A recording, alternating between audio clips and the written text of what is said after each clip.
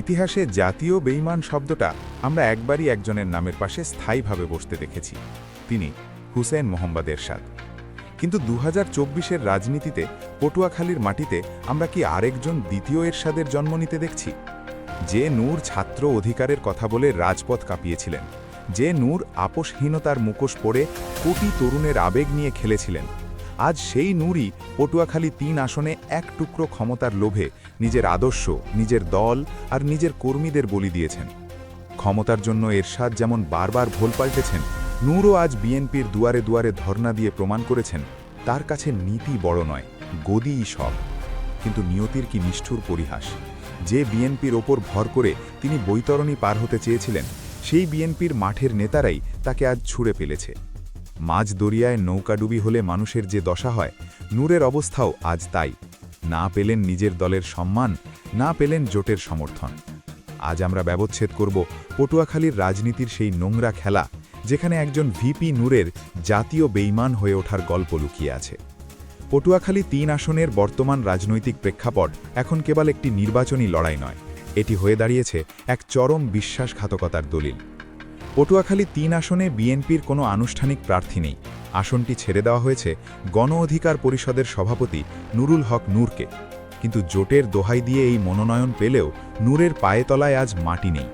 এই আসনের সাধারণ মানুষ এবং বিএনপির তৃণমূল নেতাকর্মীরা নূরকে গ্রহণ করা তো দূরের কথা, তাকে একজন রাজনৈতিক অনুপ্রবেশকারী হিসেবে গণ্য করছে। বিএনপির বিদ্রোহী প্রার্থী হাসান মামুন, যাকে দল থেকে বহিষ্কার করা হয়েছে, তিনিই এখন মাঠের প্রকৃত হিরো। হাসান মামুন বহিষ্কৃত হলেও বিএনপির পূর্ণ সমর্থন পাচ্ছেন, আর নূর জোটের প্রার্থী হয়েও ঘুরছেন একা একা।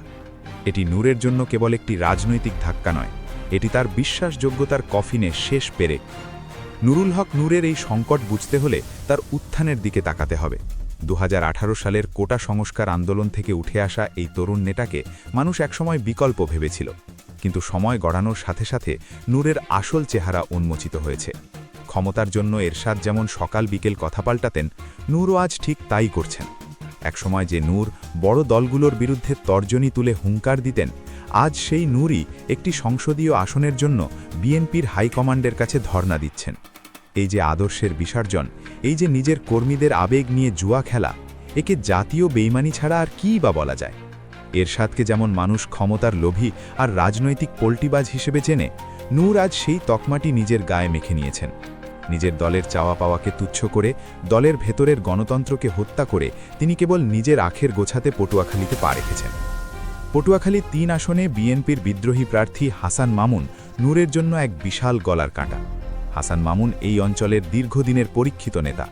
দল তাকে সাময়িকভাবে বহিষ্কার করলেও স্থানীয় নেতাকর্মীদের মন থেকে মুছে ফেলতে পারেনি। স্থানীয় বিএনপির কর্মীদের দাবি, যিনি দুর্দিনে আমাদের পাশে ছিলেন না, যিনি কেবল ক্ষমতার ভাগ নিতে উড়ে এসে জুড়ে বসেছেন, সেই নূরকে আমরা ভোট দেব না। এর আগেও যখন নূর এই এলাকায় রাজনৈতিক কর্মসূচিতে এসেছিলেন, তখন তাকে স্থানীয় বিএনপির হাতেই হেনস্থার শিকার হতে হয়েছিল। সেই তিক্ততা আজও মুছে যায়নি। অথচ নূর ভেবেছিলেন বিএনপির কেন্দ্রীয় নেতাদের ম্যানেজ করলেই বুঝি মাঠের ভোট পকেটে আসবে। এই রাজনৈতিক অদূরদর্শিতা প্রমাণ করে যে নূর এখনও রাজনীতির অলিগলি চেনেন না। তিনি কেবল ফেসবুক লাইভে আর বড় বড় কথায় ওস্তাদ। মাঠের রাজনীতিতে তিনি একজন পরাজিত সৈনিক। নূরকে কেন দ্বিতীয় এরশাদ বলা হচ্ছে, তার উত্তর লুকিয়ে আছে তার বিগত কয়েক বছরের ইউটার্নগুলোতে। এরশাদ যেমন কখনো ভারতের বন্ধু, কখনো ইসলামের রক্ষক সেজে গদি রক্ষা করতে চেয়েছেন, নূরও ঠিক তাই করছেন। কখনো তিনি কট্টর ডানপন্থী, কখনো বামপন্থী, আবার কখনো নিজেকে উদারপন্থী হিসেবে দাবি করেন। এই যে সুযোগ সন্ধানী চরিত্র, এটিই তাকে জনগণের কাছে জাতীয় বেঈমান হিসেবে প্রতিষ্ঠিত করছে। পটুয়াখালীর মানুষ মনে করে, যে নেতা নিজের দলের আদর্শের ওপর স্থির থাকতে পারে না, সে এলাকার মানুষের সেবা করবে কিভাবে? নূরের ক্ষমতার লোভ তাকে অন্ধ করে দিয়েছে। নিজের দল গণ অধিকার পরিষদকে তিনি আজ খণ্ড বিখণ্ড করেছেন কেবল নিজের আধিপত্য বজায় রাখার জন্য। দলের প্রতিষ্ঠাতা রেজা কিবরিয়া থেকে শুরু করে অনেক ত্যাগী নেতাকে তিনি অপমান করে বের করে দিয়েছেন। এটি ঠিক এরশাদের সেই ডিক্টেটরশিপের কথা মনে করিয়ে দেয়। নূরের এই একুল আকুল হারানো ট্র্যাজেডি এখন পটুয়াখালীর মানুষের মুখে মুখে। একদিকে নিজের দলের বিশ্বস্ত কর্মীদের হারিয়েছেন, অন্যদিকে বিএনপির মাঠ পর্যায়ের নেতাকর্মীদের চরম ঘৃণা এবং প্রত্যাখ্যানের শিকার হচ্ছেন। হাসান মামুনের পক্ষে স্থানীয় বিএনপির যে জোয়ার তৈরি হয়েছে, তাতে নূর এখন খড়কুটোর মতো ভেসে যাওয়ার অপেক্ষায়। বিএনপির কর্মীরা মনে করছেন নূর আসলে বিএনপির ঘাড়ে চেপে নিজের স্বার্থ হাসিল করতে এসেছেন। এই সুবিধাবাদী রাজনীতি পটুয়াখালীর মানুষ কোনোদিন প্রশ্রয় দেয়নি। নূর যদি এই নির্বাচনে পরাজিত হন, তবে রাজনীতিতে তার ফেরার পথ পুরোপুরি বন্ধ হয়ে যাবে, কারণ বেঈমানদের ইতিহাস কখনো ক্ষমা করে না। এরশাদ ক্ষমতা হারানোর পর যেমন ঘৃণিত হয়ে বেঁচেছিলেন, নূরকেও হয়তো বাকি জীবন সেই দায় বয়ে বেড়াতে হবে। নুরুল হক নূরের রাজনৈতিক উত্থান ও পতনের এই পরিক্রমা পর্যবেক্ষণ করলে দেখা যায় তিনি দ্রুত সাফল্যের নেশায় বুঁদ হয়েছিলেন। ডাকসুর ভিপি হওয়ার পর তিনি নিজেকে অগাধ ক্ষমতার মালিক ভাবতে শুরু করেন। তার বিরুদ্ধে আর্থিক অনিয়ম, ইসরায়েলি এজেন্টের সাথে গোপন বৈঠক এবং বিভিন্ন বিতর্কিত মহলের সাথে সখ্যতার অভিযোগ বারবার সামনে এসেছে, কিন্তু তিনি কোনোটিরই সদুত্তর দিতে পারেননি, বরং বড় দলগুলোর সাথে লবিং করে নিজেকে টিকিয়ে রাখতে চেয়েছেন। পটুয়াখালী ৩ আসনে তার বর্তমান দশা আসলে নূরের দীর্ঘদিনের ভুলের ফসল। তিনি তৃণমূলের সাথে নারীর টান তৈরি না করে কেবল মিডিয়া কভারেজ আর জোট রাজনীতির ওপর ভরসা করেছিলেন। হাসান মামুনের মতো নেতার জনপ্রিয়তা এবং স্থানীয় আবেগকে তিনি অবমূল্যায়ন করেছিলেন। হাসান মামুন স্থান্ত প্রার্থী হলেও তিনি মূলত বিএনপির ছায়া প্রার্থী হিসেবেই ভোট পাচ্ছেন। অন্যদিকে নূর কেবল জোটের শিলমোহর নিয়ে ঘুরছেন, কিন্তু তার পেছনে নেই কোনো শক্তিশালী কর্মী বাহিনী। রাজনীতিতে নূরের যে ভবিষ্যৎ একসময় উজ্জ্বল মনে হয়েছিল, তা এখন ক্ষমতার মোহে বিলীন হয়েছে। হাসান মামুনের পক্ষে বিএনপির নেতাকর্মীদের এই স্বতঃস্ফূর্ত অংশগ্রহণ প্রমাণ করে যে রাজনীতিতে ওপর থেকে চাপিয়ে দেওয়ার সিদ্ধান্ত সবসময় কার্যকর হয় না। সেখানে নূর কেবল একটি নাম সর্বস্ব প্রার্থী। তার নির্বাচন এলাকায় নেই কোনো জোরালো প্রচারণা, নেই ভোটারদের মনে তার প্রতি আস্থা, বরং ভোটাররা তাকে দেখছেন এমন একজন হিসেবে যিনি নিজের স্বার্থে বারবার রূপ বদলান। এই বিশ্বাসযোগ্যতার সংকটই নূরের সবচেয়ে বড় শত্রু। এরশাদের মতো নূরও আজ ইতিহাসের আস্তাকুড়ে নিক্ষিপ্ত হওয়ার পথে। যে তরুণ সমাজ তাকে আইকন মানত, তারা আজ নূরের পতন দেখে হতাশ। রাজনীতিতে সততা আর স্থিরতা না থাকলে কেবল বাগ্মিতা দিয়ে যে বেশি দূর যাওয়া যায় না, নূর তার জীবন্ত উদাহরণ। নূরের এই দ্বিতীয় এরশাদ হয়ে ওঠার নেপথ্যে রয়েছে তার আদর্শিক অস্থিরতা। আজ তিনি যার পা ধরছেন, কাল তাকেই তিনি গালি দেন। এই চরম সুবিধাবাদী চরিত্র তাকে কোনো নির্দিষ্ট দলের কর্মী বা সমর্থকদের কাছে জনপ্রিয় করতে পারেনি।